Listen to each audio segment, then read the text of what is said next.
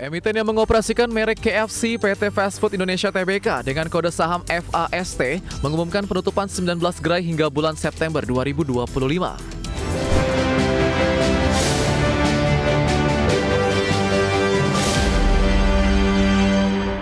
Emiten restoran cepat saji KFC Indonesia, PT Fast Food Indonesia Tbk, melakukan penutupan 19 gerai hingga September 2025 dan melakukan pemutusan hubungan kerja terhadap 400 karyawan.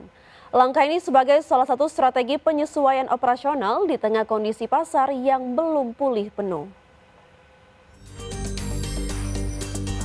Emiten yang mengoperasikan merek KFC PT Fast Food Indonesia Tbk dengan kode saham FAST mengumumkan penutupan 19 gerai hingga bulan September 2025. Penutupan tersebut dikabarkan penyebab utama adalah sewa gerai yang habis dan kinerja gerai yang belum pulih sepenuhnya sejak tahun 2020. Sebagian gerai akan direlokasi ke lokasi yang lebih strategis. Sebanyak 400 karyawan KFC di Indonesia terdampak akibat penutupan gerai-gerai tersebut. Direktur PT Fast Food Wahyudi Martono menyebut bahwa angka tersebut merupakan perkiraan dari jumlah karyawan yang terkait di gerai yang ditutup. Banyak gerai dipindahkan dari lokasi yang kurang potensial menuju kawasan dengan daya beli lebih tinggi. Pertumbuhan penutupan dan PHK ini terjadi di saat emiten KFC melaporkan kondisi keuangan yang tidak mudah. Menurut laporan, perusahaan masih membukakan rugi bersih dan beban utang yang terus meningkat. Refinancing dan efisiensi operasional dikembangkan untuk mengatasi tekanan likuiditas dan memperkuat performa gerai yang tersisa. Meskipun melakukan penutupan dan PHK, emiten Fast Food Indonesia ini menyatakan rencana untuk memulihkan operasi gerai lewat relokasi ke lokasi yang memiliki potensi pasar lebih baik. Perusahaan juga berniat membuka kembali gerai baru di tempat yang dianggap lebih strategis agar daya beli dapat terpantau lebih optimal. Tim Liputan IDX Channel. Emiten Barito Renewables Energy Tbk atau BREN melakukan perombakan jajaran komisaris dan direksi dalam RUU PSLB pada 30 September 2025. Perubahan ini termasuk pengangkatan dan pemberhentian sejumlah pengurus untuk menyegarkan governance perseroan. Emiten PT Barito Renewables Energy Tbk atau BREN melakukan perombakan jajaran komisaris dan direksi. Pada rapat umum pemegang saham luar biasa BREN yang digelar pada 30 September 2025, para pemegang saham menyetujui perubahan jajaran Dewan Komisaris dan Direksi Perseroan. Pengunduran diri Merli sebagai direktur disahkan dan selanjutnya dia diangkat menjadi komisaris baru. Sedangkan Xing Chie Chiam diangkat sebagai direktur baru Perseroan. Merli yang sebelumnya menjabat sebagai direktur diberhentikan dengan hormat dan langsung diangkat menjadi anggota Dewan Komisaris baru. Sedangkan Xing Chie Chiam ditetapkan sebagai direktur untuk memperkuat tim pengelolaan perseroan. Penyesuaian struktur ini diharapkan membawa energi baru bagi perusahaan. Susunan Dewan Komisaris baru BREN terdiri atas Agus Salim Pangestu sebagai Presiden Komisaris, David Kosasi, Merli, Tan Suan Sui, dan Cholanat Ianaranop sebagai Komisaris Independen. Komposisi baru ini dikembangkan untuk meningkatkan pengawasan dan transparansi perseroan. Susunan direksi baru BREN meliputi Hendra Sucipto Tan sebagai Direktur Utama, Agus Sandi Widianto, Kenneth Lee Riddle, dan Si Ching Chiam sebagai Direktur baru. Penyesuaian jabatan ini diharapkan memperkuat eksekusi strategis dan menjawab tantangan industri energi baru terbarukan. Tim Liputan IDX Channel. Pemirsa, PT Petrindo Jaya Kreasi atau Cuan menerbitkan obligasi berkelanjutan 1 tahap kedua tahun 2025 senilai 1,35 triliun rupiah. Instrumen ini ditawarkan dalam 2 tenor masing-masing 5 tahun dan 7 tahun. PT Petrindo Jaya Kreasi atau Cuan menerbitkan obligasi berkelanjutan 1 tahap kedua tahun 2025 senilai 1,35 triliun rupiah. Prospektus perusahaan menyebut obligasi diterbitkan tanpa warkat dengan tanggal emisi bertepatan dengan pembayaran bunga pertama. Penerbitan obligasi ini terdiri dari 2 seri dengan rincian seri A senilai 1,17 triliun rupiah menawarkan kupon 8,50% per tahun dengan tenor 5 tahun.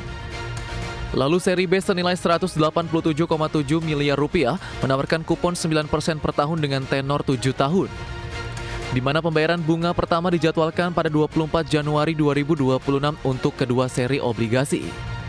Adapun pembayaran terakhir sekaligus jatuh tempo berlangsung pada 24 Oktober 2030 untuk seri A dan 24 Oktober 2032 untuk seri B. Seluruh pokok obligasi akan dilunasi dengan sistem bullet payment. Artinya, nilai pokok sebesar 100% dibayarkan penuh pada saat jatuh tempo. Skema ini berlaku baik untuk obligasi tenor 5 tahun maupun 7 tahun.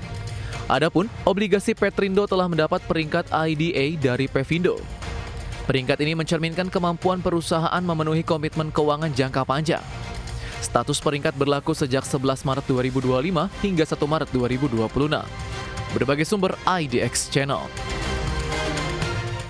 Pemirsa, kita beralih ke update IHSG pada penutupan sesi pertama hari ini di tanggal 3 Oktober 2025. Di mana IHSG ditutup menguat tipis di 0,26% ke level 8.092,09. Adapun IHSG tadi pagi dibuka di level 8.099 dan sempat menyentuh titik tertinggi di level 8.114. Adapun 244 saham mengalami penguatan, 407 saham mengalami pelemahan dan 145 saham stagnan atau tidak berubah. Sementara dari top gainers pemirsa atau saham-saham yang mengalami penguatan tertinggi antara lain ada Raja yang mengalami penguatan di 23,62%, Wifi mengalami penguatan di 7,02%, Mina mengalami penguatan di 22,54%, dan Tins mengalami penguatan di 16,45%. Dari top plusers pemirsa, ada emas yang mengalami pelemahan di 1,93%, MTEK mengalami pelemahan di 2,27%, SMIL mengalami pelemahan di 14,58%, dan ESIA mengalami pelemahan di 1,59%. Dari pergerakan sektoral pemirsa, ada industri dan juga teknologi yang mengalami penguatan di 2,54% dan juga 1,9%. Sementara kesehatan mengalami pelemahan di 1,63%, begitu juga dengan keuangan yang mengalami pelemahan di 0,89%. Ya pemirsa, meski Badan Usaha Pengelola SPBU swasta batal membeli base fuel atau BBM dari Pertamina, Menteri SDM memastikan proses negosiasi atau bisnis antar Badan Usaha dan Pertamina masih berlangsung. Bahlil menyebut pemerintah hanya menjadi penyambung bagi Pertamina dan badan usaha swasta penyalur BBM dalam memenuhi kebutuhan yang mengalami kehabisan stok. Sementara proses selanjutnya diserahkan kepada badan usaha masing-masing dengan Pertamina. Bahlil menegaskan stok BBM dalam negeri dalam kondisi aman dan cukup hingga 21 hari. B2B-nya lagi dikomunikasikan. Saya kan udah katakan bahwa B2B-nya itu kolaborasi antara swasta dengan swasta. Ya, masih berjalan ya. Stok BBM kita Moron 92, 95, 98 ataupun Pertalite itu cukup untuk 18 sampai 21 hari. Kewajiban pemerintah memastikan bahwa stok BBM kita cukup. Oke. B2B-nya silakan. Kami hanya memberikan guidance. Selebihnya diatur. Jadi tidak ada alasan dan tidak ada satu persepsi bahwa BBM kita